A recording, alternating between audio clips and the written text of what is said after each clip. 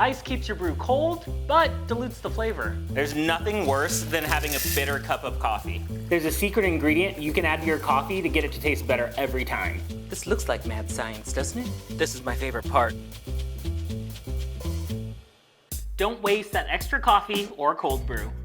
Here's how to put leftover coffee to good use. If you have some extra coffee, go ahead and freeze it. Just use a simple old ice cube tray. Now this isn't gonna go to waste. Now these are just gonna firm up in the freezer. Pop in cubes. Now I can enjoy my iced coffee without diluting the flavor. Or use the cubes with your favorite milk or creamer. As those cubes melt, you'll get all that delicious coffee flavor. Now that's an iced latte. Ice, ice, baby. Hands down, the best way to drink coffee has gotta be cold brew, but it doesn't have to be difficult to make. Here's how to make cold brew in a blender. There's so many methods and devices you can use to make cold brew, but all you need is beans and a blender. I like to use a 1:4 ratio. It makes a stronger cold brew concentrate. The blender is gonna do all the work, like grind the beans. All you're looking for is a coarse grind. Let's measure out our water. Add it to those grounds, and that's it. And maybe a little mix. Let this sit 12 to 18 hours. Just that easy. Now just strain out your cold brew. You don't need anything fancy, just a blender to make cold brew. Ice keeps your brew cold, but dilutes the flavor. Here's how to keep your coffee cold and add flavor. Use your favorite creamer and your favorite ice cube tray. I'm just gonna fill up those cubes with my creamer. Now this goes right in the freezer. Oh yep, those are ready. My creamer's all portioned out and ready to go. This is a great way to extend the life of your creamer, especially if you buy in bulk. With these ice cubes, today was a good day. There's nothing worse than having a bitter cup of coffee.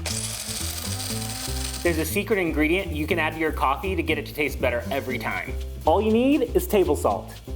It only takes a little bit, only about an 1/8 teaspoon added to your grounds.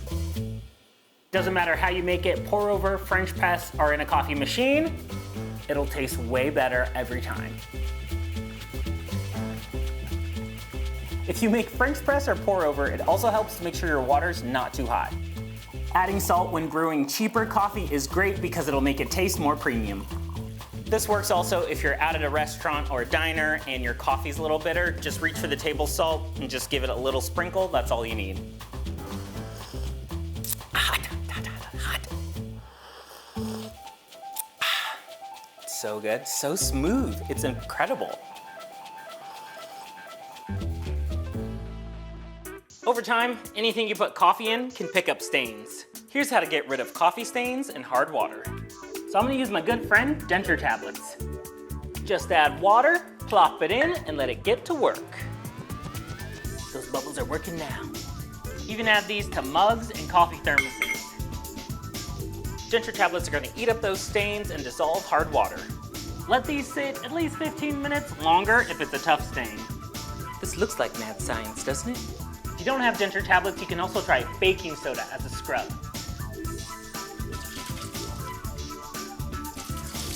Just like that, clean and good as new. All right, that's everything. Thank you so much.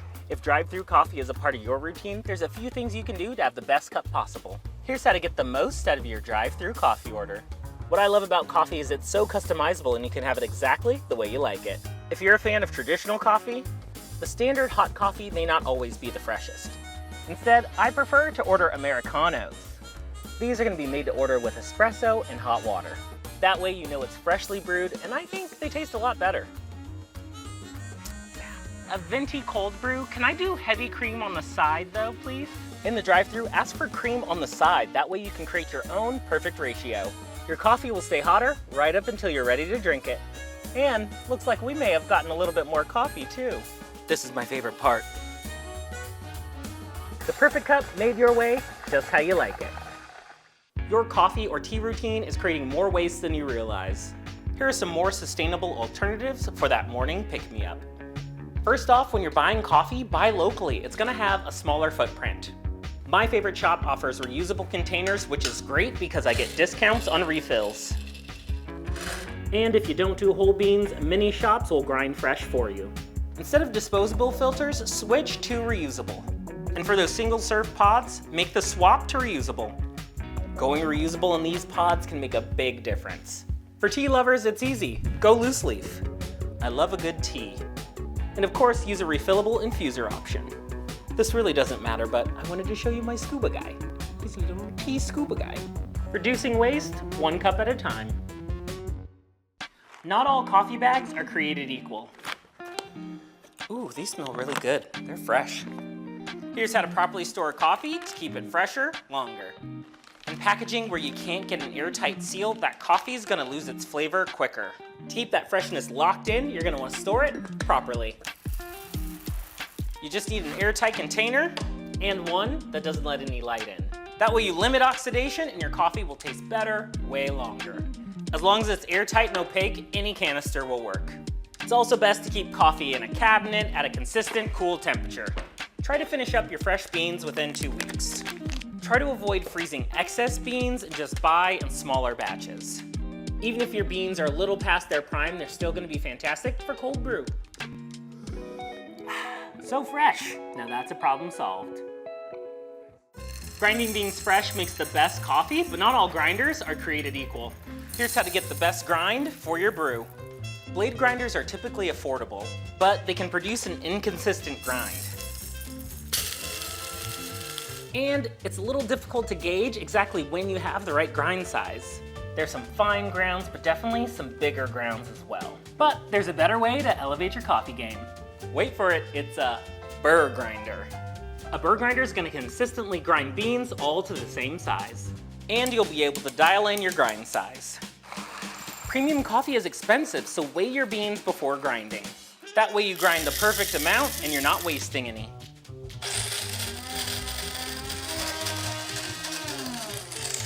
Choosing a grind size is gonna depend on how you're brewing. Fine grounds are for making espresso. A more medium grind is for pour over and drip coffee. And a coarse grind you can use for French press and cold brew. Making coffee is all about the right extraction, so having the right grind size will give you the best cup of coffee every time. It really does make a difference. Thanks for watching Problem Solved. If you enjoyed this video, go ahead and hit that subscribe button and check out some of our other videos like these two right here.